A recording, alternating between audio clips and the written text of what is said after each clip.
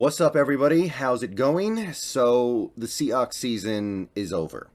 The Seahawks season is over, but it was a really successful year. A team that a lot of people thought was going to be awful ended up being pretty good.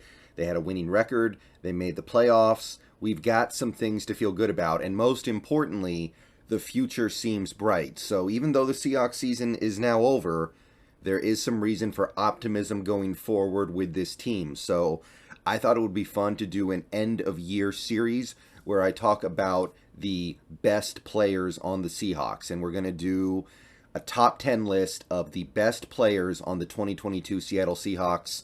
It's going to be a countdown from 10 all the way up to number 1. But first, I want to do some honorable mentions because there was actually a lot of really cool stuff happening with the team this year.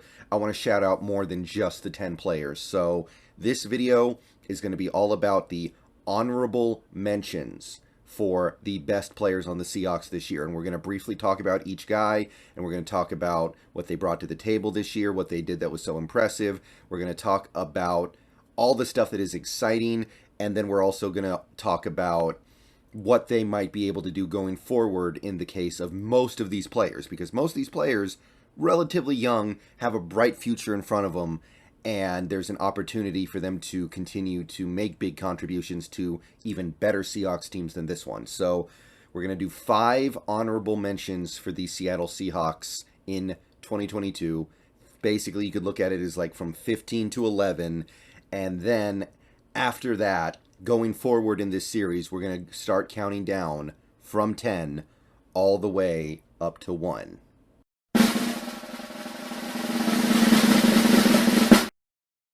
This first honorable mention is an interesting one because if I made a list of the most disappointing Seahawks of 2022, this guy would also be on the list. But here he is as an honorable mention on the best Seahawks of 2022 at the same time. I'm talking about Daryl Taylor.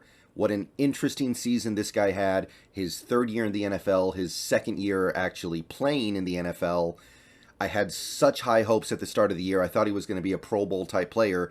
Instead, he was so bad against the run that by midway through the season, he was barely playing, and I thought we might be headed towards a place where he was actually going to be a healthy scratch.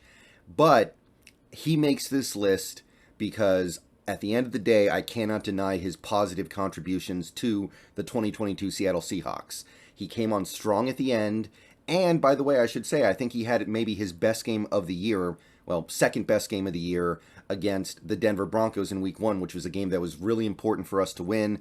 And his best game of the year probably came when we were trying to save the season in week 17 against the New York Jets. So he had his best games when it mattered the most. He was a big part of the reason why the team was able to rally together a couple wins at the end of the year, just enough to get into the playoffs. And stats like this matter. Nwosu and Taylor were the only pair of teammates in the NFL this year that each had 9+ sacks and 3+ forced fumbles. Obviously, Taylor is the Robin to Nwosu's Batman when it comes to edge players on this team, but I think Daryl Taylor deserves to be an honorable mention for his 9.5 sacks, all of his forced fumbles, and coming on strong at the end of the year when we really needed some help. So Daryl Taylor is an honorable mention for best Seahawks in 2022.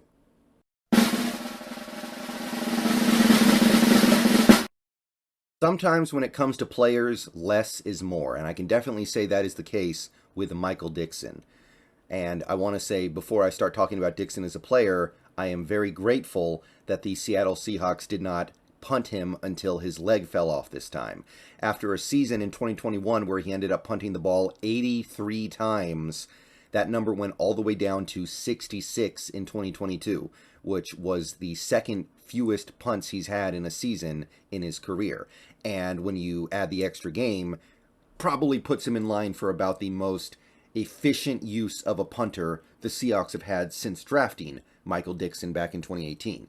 Now, I say less is more, also because he probably had his best year outside of 2020. His net yards per punt was up to 44.3, which was only 0.1 yards behind his career high, which was set in 2020.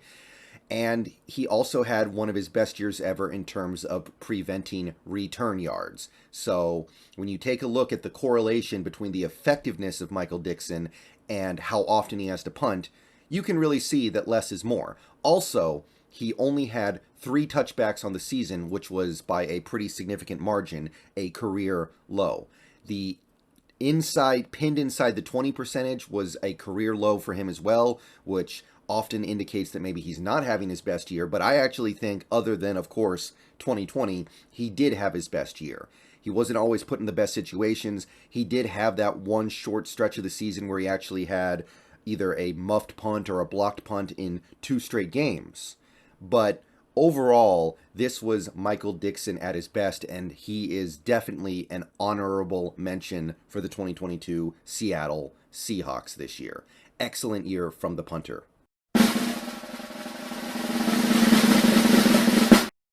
This honorable mention is kind of interesting too, because I think a lot of people wouldn't necessarily think of this guy as being one of the best players on the Seahawks in 2022, but I'm going to give him some real credit here, and I'm going to make him an honorable mention. I'm talking about Kobe Bryant.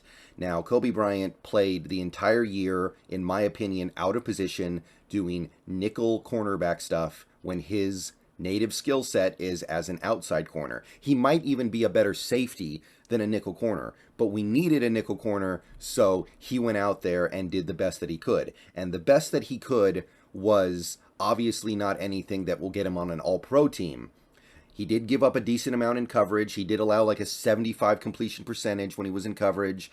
There were some games where he got beat up a little bit as a cover man. But there are 2 things I really want to draw attention to that are really important here. First, this is something that people might not know very much about. Kobe Bryant got massively better as the year went on as a tackler. You can see it here. His first 9 games in 2022, he averaged 1 missed tackle a game, was one of the worst tacklers in the league. Last 8 games, he did not miss a single tackle. And on a team where the cornerback tackling was not always great, Tariq missed tackles, and Michael Jackson especially missed a lot of tackles, I think this is really important.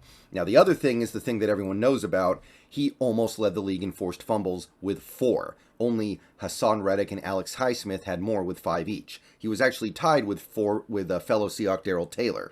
And let's not forget, he got cheated out of a forced fumble against the Raiders. He got cheated out of 2 interceptions over the course of the year. Kobe is a ball hawk. He is a playmaker. And even with the referees deciding they don't like him, he was one of the league leaders in taking the ball away via force. So put it all together, I think Kobe Bryant should be honorable mention.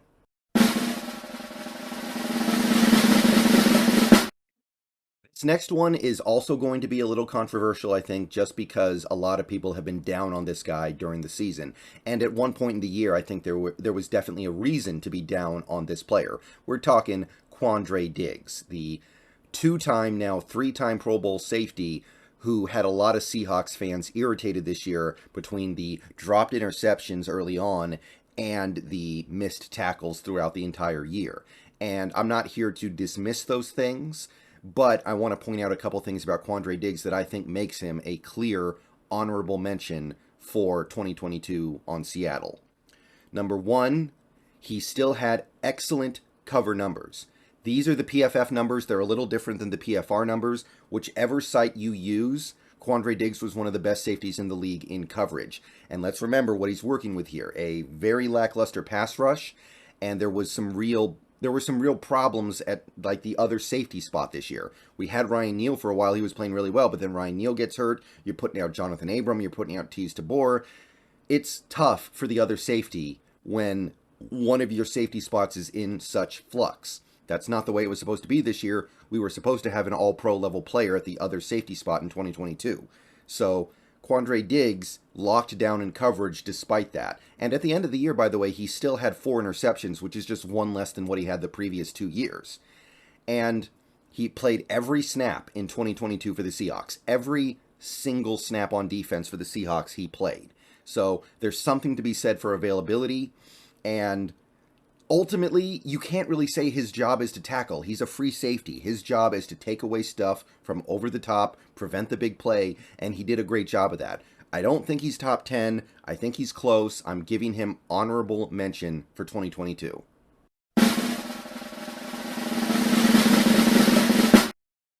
The final honorable mention is a guy who I think would have made the top 10 if he did not miss a game and a half at the end of the year. I have to dock him a little bit for that. At the end of the day, your best ability is your availability. And Abraham Lucas missed a game and a half, whereas some other players didn't. But even with that missed game and a half, Abraham Lucas had an awesome rookie year. He's definitely the best rookie right tackle in the NFL. And you would definitely have to call him an above average, maybe even a good right tackle in the NFL right now. Maybe top 10, I don't know, but this is clearly a good player who is only going to get better. He locked down in pass protection. Over the course of the year, he allowed like slightly less than 1.5 pressures per game. I know he's playing right tackle, but that is still really good. He was a plus run blocker. Maybe it's a small plus, admittedly, but I think that this guy was a well-rounded player in the 2022 season. He was a run blocker and he was a pass blocker. He has the mobility to do the things you want to do in this offense. Once we start expanding that out a little bit more, I think Lucas's role will get even better. But for this year, he was still a really good player. Didn't notice a whole lot of problems with what he was doing in 2022. And not only that, I think he played his best game of the year in the last game when we were trying to save the playoffs. Abraham Lucas against the Rams in Week 18 was money. And I give a lot of credit to players who play their best game at the biggest moments. And Abe Lucas, like Daryl Taylor before him, played his best football when we needed it the most. So Abe Lucas is my final honorable mention, barely misses the top 10. I know some people are going to disagree with that, but I'll try to justify my decision as we move through the list. But let me know what you guys think. Abe Lucas, honorable mention, final one.